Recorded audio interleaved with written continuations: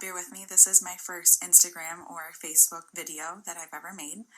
I have been inspired by some of my friends and family to make a video in regards to the coronavirus and what's really going on the front lines.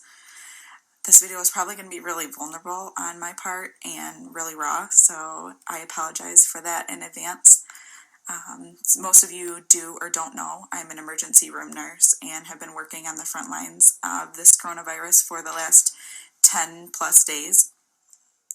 And I'll have to admit, in being totally transparent, that if you would have asked me 10 plus days ago if I thought that this was going to get as bad as it was, I would have told you no. I mean, you've heard the rumors, you saw the trends, but until you see it firsthand, you just have no idea what it's like, what it's going to be like. And it's truly frightening, and I'm here to talk to you guys about that. So things have been changing for us on the front lines every single day, hourly, in regards to policies and procedures that we should be putting into place to fight off this coronavirus. And the numbers are starting to double and triple in regards to people that are coming in. Most people are not getting tested, especially if you're walking well. You are being sent home to quarantine. Coming into the hospitals is not going to benefit you unless you really are having respiratory distress. And that's what we're starting to see now, is the people who didn't follow the guidelines to quarantine from the beginning. And we're starting to see people coming in. And last night was, I don't want to say my breaking point, was my reality check in regards to what happened. I was sitting at home on my first night off, and my boss texted me and called me and said, hey, they really need help in Southfield in the emergency room. Everybody's sick, they're intubating everybody, and all these patients need help.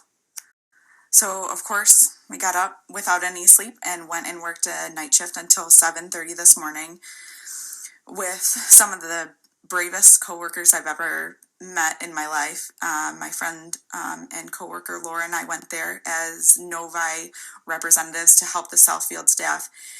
And there's nothing to describe what happened there. It's getting to the point now that we're going to be just like Italy. We intubated from 10 p.m. last night until this morning. We intubated 2 of my patients within a half hour. And I would say upwards of 10 patients were put on ventilators. My patient took the last ventilator available in the hospital at 7 a.m. So what does that mean going forward? Resources are very slim. We have no medications to keep these patients even ventilated, let alone ventilators. Medications like fentanyl or propofol that would keep a patient sedated while they're intubated, we're out of. We're out of Tylenol. We're out of Tylenol.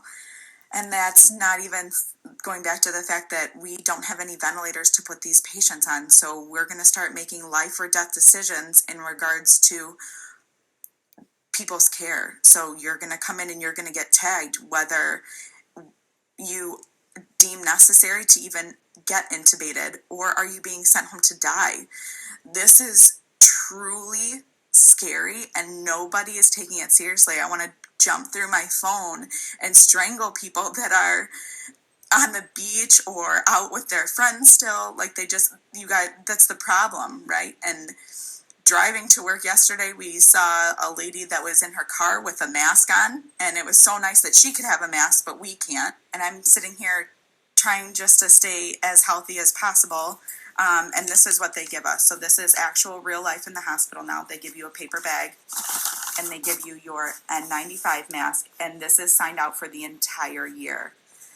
This is what I have to go into patients' room with. And then this is what, at the end of my 12-hour shift, I put into this paper bag and bring home with me. And I have to bring it to and from work every day. Do you think that that sounds safe? Because we are completely out of resources.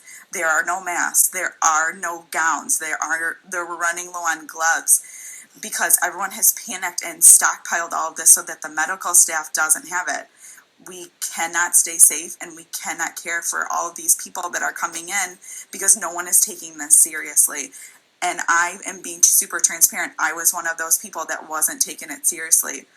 But I'm here to tell you that you need to. We are literally making life and death decisions for people. And if I'm being super honest, I didn't choose nursing or the healthcare field to not help people, and that's exactly what the choices are that they're giving us. They're giving us no choice but to help only the people that they think that can survive. Normally, if a patient was to pass away, it would be because we tried everything that we could. We did everything we could. We had all the resources and all the people that we needed to help save this patient's life, and it was just their time. And now we aren't giving the patient the time to choose whether it's their time or not. We're choosing for them. And I never wanted to go into a career where I wasn't able to save everyone. And that's the option that society and the government and everyone is giving us, because that's it. That's all we have. And I'm telling you right now, please heed my advice and stay home. Stay home with your loved ones. Don't go out. Don't go to the grocery store. Don't go through the drive-thrus. Don't do anything that could put you at risk to have to see me at the end of the tunnel. I'm telling you, it's not worth it, and I don't know what I can do to save people anymore. And that is something that I've never wanted to say in my entire career.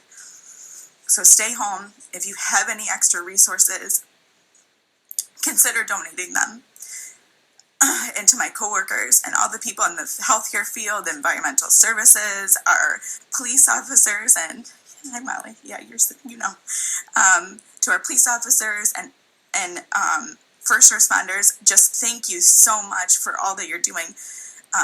We're in this together. We're gonna fight this as hard as we can. And if everyone does their part, I think that we'll come out victorious. But consider donating supplies if you have them at home, and stay home.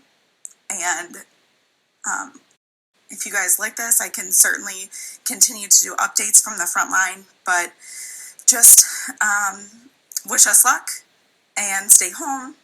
Love on your loved ones, because I can't. Social isolation. Act like you have it. And, just stay home, and we'll get through this together. All right. Good luck. Cheers from the ER.